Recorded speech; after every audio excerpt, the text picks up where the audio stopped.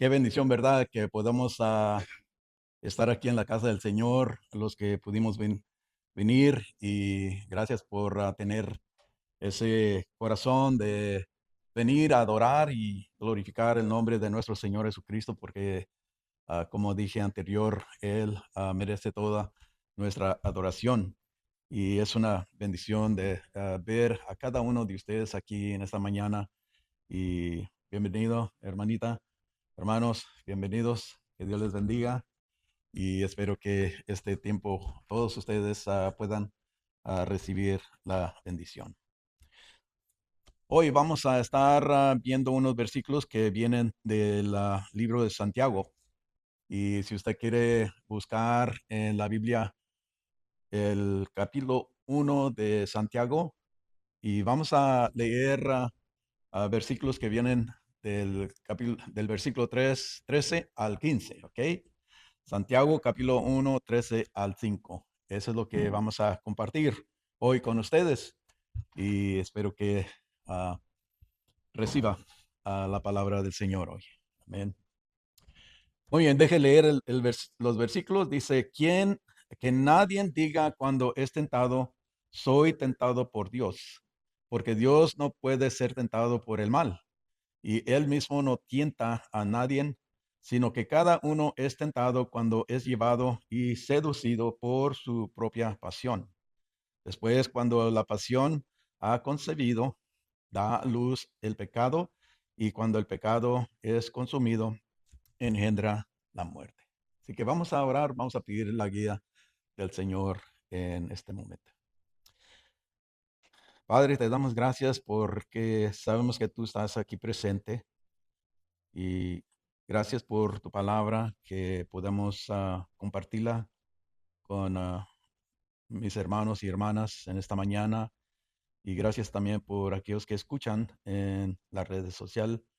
Señor, que tú hables también a sus corazones y que estos momentos, Señor, puedan ser de mucha bendición. Te pido que ah, abras nuestros oídos y que podamos escuchar tu voz, recibir tu enseñanza y ponerla en práctica, Señor. Sí, te pido que ayudes aquí a tu servidor, Señor, que pueda compartir con claridad lo que tú quieres hablar a nuestros corazones. Sí, te agradezco en el nombre de nuestro Señor Jesucristo.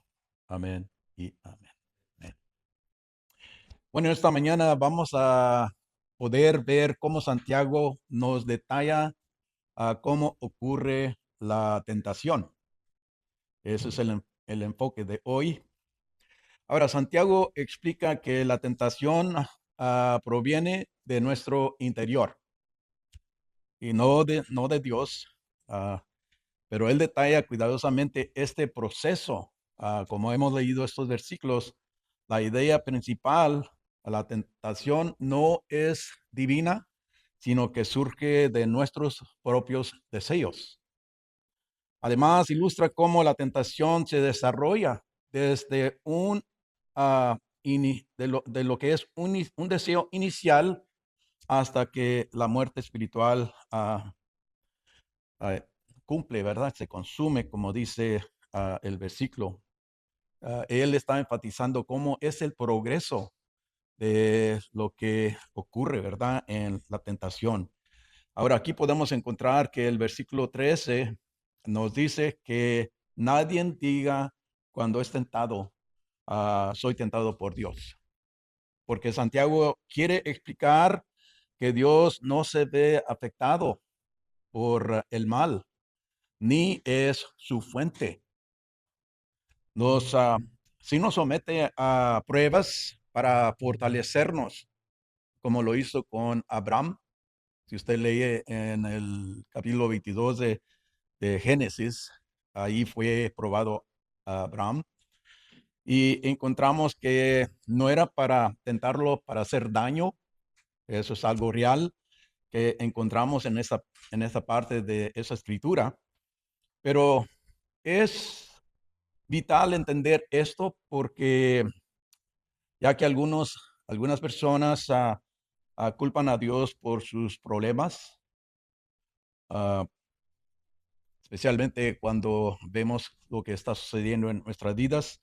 Pero Dios es un Dios santo y no puede tentarnos para pecar. Ah, una cosa sí que podemos aprender de la Escritura, si usted va conmigo a lo que nos dice Primera de Pedro, capítulo 1, versículo 14 al 16, sabemos que Dios es santo y no puede tentarnos para pecar, pero sí nos enseña a vivir en santidad.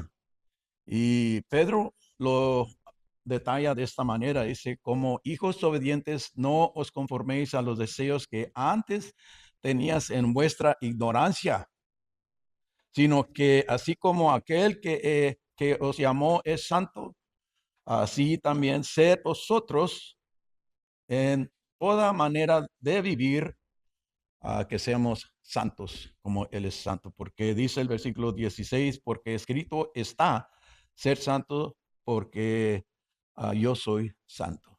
Así que eso es lo que aquí nos está diciendo la Escritura. Ahora también Dios va a permitir pruebas como en el caso de Job, cuando él fue ah, ten- probado por Satanás. Podemos ver que él no lo hizo con una idea de hacerle mal, sino que él usa lo que es esta prueba en la vida de Job para perfeccionarlo en áreas de su vida. Pero mientras sabemos que Satanás, él busca, a él nos va a atacar, va a probar, pero para destruirnos. Y eso es lo que dice el Señor Jesucristo en lo que él menciona en el Evangelio de San Juan, capítulo 10, versículo 10, donde dice, el ladrón solo viene para robar, matar y destruir. Eso es lo que Satanás quiere hacer en la vida de cada uno de nosotros. Pero encontramos que aquí Santiago va a presentar el proceso interno de tres etapas, cómo se lleva a cabo lo que es el proceso de la tentación. Ahora él empieza diciendo que el deseo es la chispa que enciende nuestras acciones. Ahí es donde todo empieza. Es una fuerza nuestra, se puede decir, que impulsa a buscar satisfacción. Ahora, el riesgo, según lo que está enseñando aquí Santiago, surge cuando ese deseo se vuelve egoísta y desordenado, convirtiéndose en el traidor interno que abre la puerta a la tentación. Así que, como él estaba mencionando en el versículo 14, dice, sino que cada uno es tentado cuando es llevado y seducido por sus propias pasiones. Y eso es lo que aquí nos está diciendo. Él utiliza la palabra griegas que invocan la imagen de una trampa cebada, reconociendo que el problema real no es el deseo en sí, sino que cuando se dirige, cuando se dirige de manera equivocada a la tentación, ah, como puede decir aquí Santiago, la tentación no proviene de fuentes exteriores como el diablo, la sociedad o la presión. Comienza en nuestro corazón y en lo que anhelamos. Ahora es importante porque Santiago nos da la ilustración de lo que es un cazador, como también a la del pescador, ¿verdad? Como él está utilizando que el cazador o el pescador tiene que usar cebado porque es donde va a atrapar o conseguir lo que es, lo que es un pez o cualquier otro animal, ¿verdad? Pero el cebo no es el problema. El problema que es que el pez desea el cebo y hace la decisión de morder el anzuelo. Cuando se pone la cebada en el anzuelo, el pez es el que hace la decisión de morderlo y es como es capturado. Así que eso es lo que está detallando Santiago en este pasaje. Y él habla de las palabras como lujurias, menciona codicia, como también anhelos, que significa que cualquier deseo, no solo como pasiones sexuales, ah, los deseos normales que Dios nos ha dado, fueron dados con un propósito, ¿verdad? Pero nosotros también podemos encontrar que esos deseos van a servirnos a nosotros. Por ejemplo, si usted tiene deseo si tiene sed o si tiene hambre, ese es un deseo que cada uno de nosotros tenemos. Y si no tomamos agua, si no comemos, ¿qué sucede? Bueno, podemos morir, ¿verdad? Ese es un deseo. Pero también podemos encontrar que los deseos que Dios nos da tiene una función para nuestro bien. Así que los deseos normales de la vida nos fueron dados por el Señor y en sí mismo no son pecaminosos. No es algo que podemos considerarlos como en esa manera, sino estos deseos tenemos que hacer una distinción porque sabemos que cuando nosotros tenemos deseos, sabemos que el problema no está en el deseo en sí, sino en el problema de que buscamos satisfacer ah, lo que es nuestra propio anhelo. Y si ese anhelo está en contra de lo que es la voluntad de Dios, ahí es donde Santiago nos está haciendo la distinción. Así que eso es algo importante porque tenemos que considerar que la clave está en mantener un control constante. Nuestros deseos deben servirnos a nosotros, no gobernarnos, y esto es alcanzable a través del Señor, nuestro Señor Jesucristo, que eso es lo que nos habla la palabra de Dios. A usted como a mí, Dios nos ha equipado con la capacidad de gobernar nuestros impulsos. Y si usted lee conmigo en uno de los versículos que viene de segunda de Timoteo, versículo 7, capítulo 1, versículo 7, nos dice allí el apóstol Pablo, dice, porque no os ha dado Dios espíritu de cobardía, sino de poder, de amor y de dominio propio. Ahora, la parte de dominio propio nos habla cómo Dios nos ha equipado para poder gobernar esos impulsos. Y es importante saber que la escritura nos habla claramente de que la ayuda que Dios quiere darnos concerniente esos impulsos está allí. Ahora, si usted va a otro versículo que se encuentra en Titos, capítulo 2, versículo 11 y 12, ahí también Pablo nos habla de la gracia de Dios. Dice el versículo 11, porque la gracia de Dios se ha manifestado, trayendo salvación a todos los hombres, enseñándonos que negando la impiedad y los deseos mundanos, vivamos en este mundo sobrio, justa y piadosa.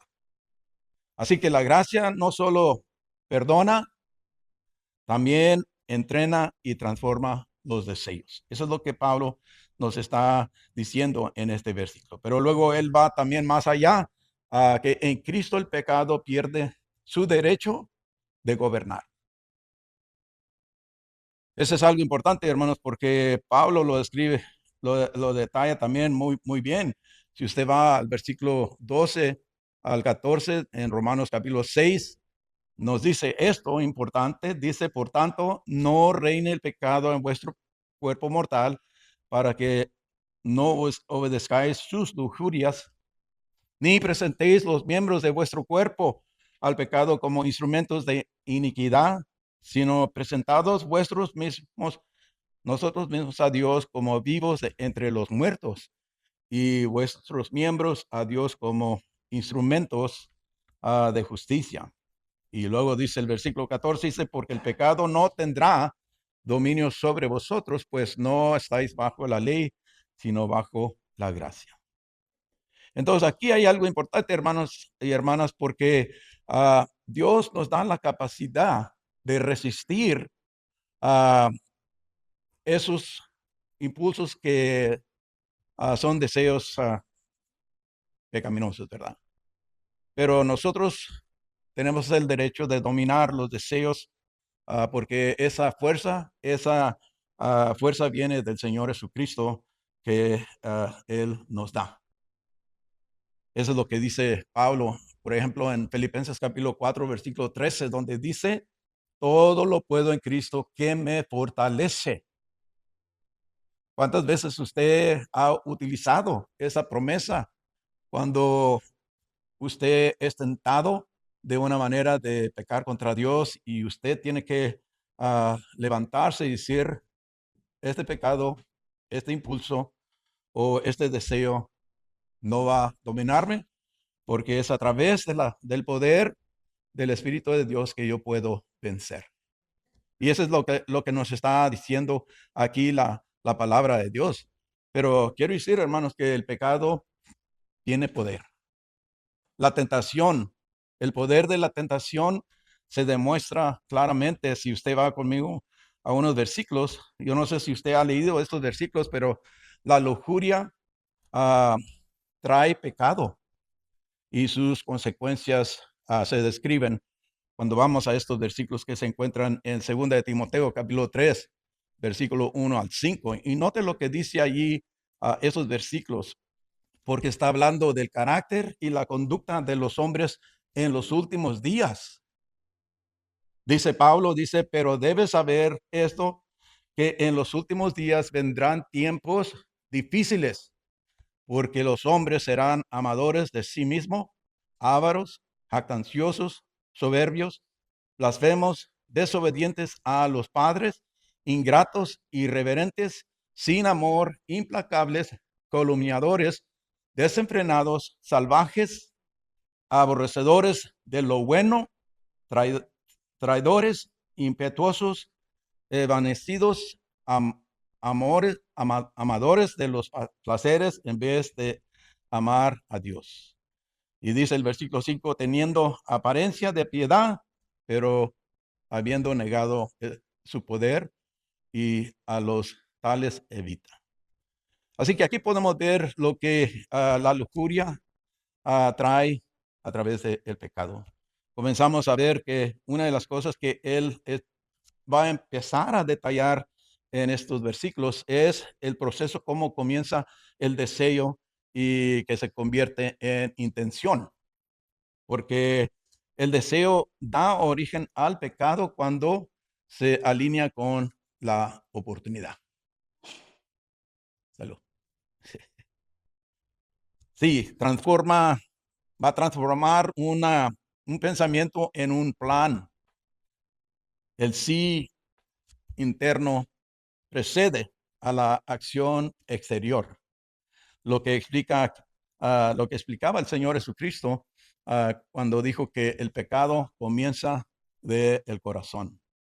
Si usted lee, por ejemplo, en Mateo capítulo 5, versículo 19, él lo describe así, dice, porque del corazón proviene malos pensamientos, homicidios, adulterio, fornicaciones, robos, falsos testimonios y calumnias.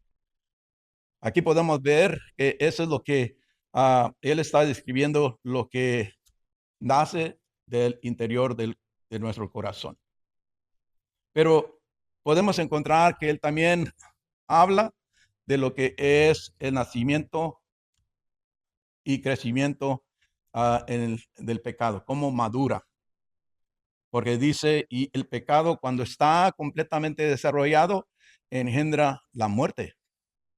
Ahora, el pecado comienza siendo pequeño, como lo describe aquí, porque va madurando, pero dice, pero crece con el tiempo, volviéndose más intenso, así como procesa, y en la última instancia, conduce a la destrucción. Esta destrucción puede incluir lo que es la indiferencia espiritual, lo que es las relaciones dañadas o la pérdida de alegría. Y si no se arrepiente, la separación eterna. Así que Santiago destaca lo que es este progreso, porque él empieza con el deseo y va al engaño y luego la desobediencia y luego la muerte. Así lo está describiendo él. Pero este texto también muestra tres movimientos que se pueden incluir, que es el deseo desordenado, que es lo que se utiliza la palabra concupiscencias. Tiene también lo que es la atracción y seducción, que es la mente cooperando, pero también lo que es la concepción y nacimiento del pecado, que es la voluntad cediendo. Y eso es aquí como Santiago nos está describiendo lo que es este movimiento interno, ¿verdad? En nuestros corazones. Pero cuando Santiago está hablando o enseñando sobre lo que está hablándole a los de la iglesia, él no los está avergonzando. Él no los está criticando. Lo que él está haciendo, él está enseñando a los creyentes, está equipándolos con inteligencia espiritual. Y eso es lo que es importante, porque la intención comienza internamente, como él dice, y la victoria también empieza en el interior. Si leemos, por ejemplo, en Gálatas capítulo 5, el versículo 16 y 17, allí podemos encontrar lo que Pablo está enseñando con el conflicto entre el espíritu y la carne. Él dice, digo pues, andar por el espíritu y no cumpliréis el deseo de la carne, porque el deseo de la carne es contra el espíritu y el del espíritu es contra la carne. Pues estos se oponen el uno al otro, de manera que no podéis hacer lo que deseáis. Así que el deseo de la carne es contra el espíritu. Eso quiere indicar que la lucha es interna, deseos opuestos dentro del creyente. ¿Cuántos de ustedes han sentido esa lucha dentro de ustedes en momentos cuando la carne quiere hacer lo que desea, pero también podemos encontrar que el Espíritu nos ayuda para desear lo que agrada a Dios, lo que realmente debemos de ceder a Él para que Él haga su obra? Pero sabe que también hay un versículo que viene de Filipenses capítulo 2, versículo 13, y Pablo está hablando que Dios obra en nuestros corazones, porque dice él, porque Dios es quien obra en vosotros tanto el querer como el hacer para su beneplácito. Ahora aquí podemos ver que Dios es el que en nosotros produce el querer como el hacer. Así que Dios trabaja en el interior de cada uno de nosotros para que podamos obedecer y hacer la voluntad de Dios. Eso es algo importante, hermanos, porque si el deseo es la raíz, y el deseo es la raíz, hermanos, la transformación debe de llegar al corazón, porque esa es la única solución, ¿verdad? Porque el pecado no se vence cambiando nuestra conducta, sino permitiendo que Dios cambie los afectos, los deseos. Búsqueda del corazón. La búsqueda del corazón debe de desear lo que Dios quiere para nuestra vida. Así que la Biblia habla de renovación interna, como también de cirugía espiritual, habla de nuevos afectos y de dominio propio por el Espíritu. Eso es algo importante porque cuando leemos, por ejemplo, en Salmos 51:10, podemos ver lo que la escritura dice, donde David está haciendo una oración y dice, crea en mí, oh Dios, un corazón limpio. Así que Dios David reconoce que la victoria no es una cuestión de fuerza de voluntad. ¿Cuántas veces escuchamos a personas que quieren ser mejor o portarse más amable y quieren hacerlo con sus fuerzas, pero ah, sabemos que solamente es a través del poder de Dios. Así que Dios nos da a saber en este versículo que Él quiere hacer algo poderoso en nuestro corazón, limpiarnos de todo lo que puede afectar nuestra vida espiritual. Así que David conoce la victoria y sabe que no es una cuestión de su propia fuerza, sino de la voluntad de Dios. Es una cuestión de la voluntad de Dios y la renovación que Él puede traer a nuestra vida. Así que otro punto que podemos añadir es, si el pecado crece, la intervención también temprana es misericordia. Ah, Como dice, si el pecado va aumentando, detenerlo a tiempo es un acto de misericordia. La Biblia repite este principio. El pecado progresa, es destructivo y engañoso, porque lo que Dios llama a cada uno de nosotros es actuar antes que se desarrolle. Eso es lo importante. Yo no sé si usted ha leído el versículo que viene de Génesis capítulo 4, versículo 7, donde dice el Señor a Caín que estaba ofendido porque no recibió la ofrenda que él presentó a Dios, y la ofrenda de su hermano Abel sí la recibió y él estaba enojado. Pero Dios le habla a su corazón y le dice: si haces bien, no serás aceptado, y si no haces bien, el pecado ya a la puerta y te codicia, pero tú debes dominarlo. Así que aquí en este versículo él dice: el pecado está a la puerta con sus deseos, pero tú debes dominarlo. Dios está haciendo algo importante aquí en la vida de Caín, porque él está advirtiendo de antemano a Caín antes de que peque y cometa el terrible error que cometió, ¿verdad? Pero aquí la intervención temprana es misericordia. Dios le habla claramente de lo que va a ser la consecuencia y habla así de esta manera.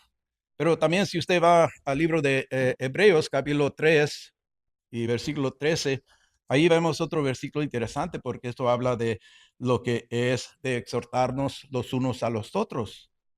Exhortaos, dice, para que ninguno sea endurecido por el engaño del pecado.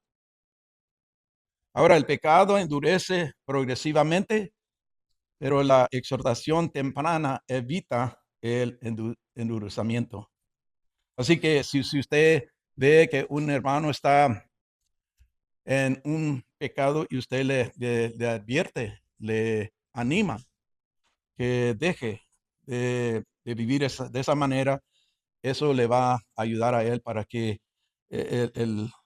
lo que el pecado quiere hacer en su vida pueda detenerse.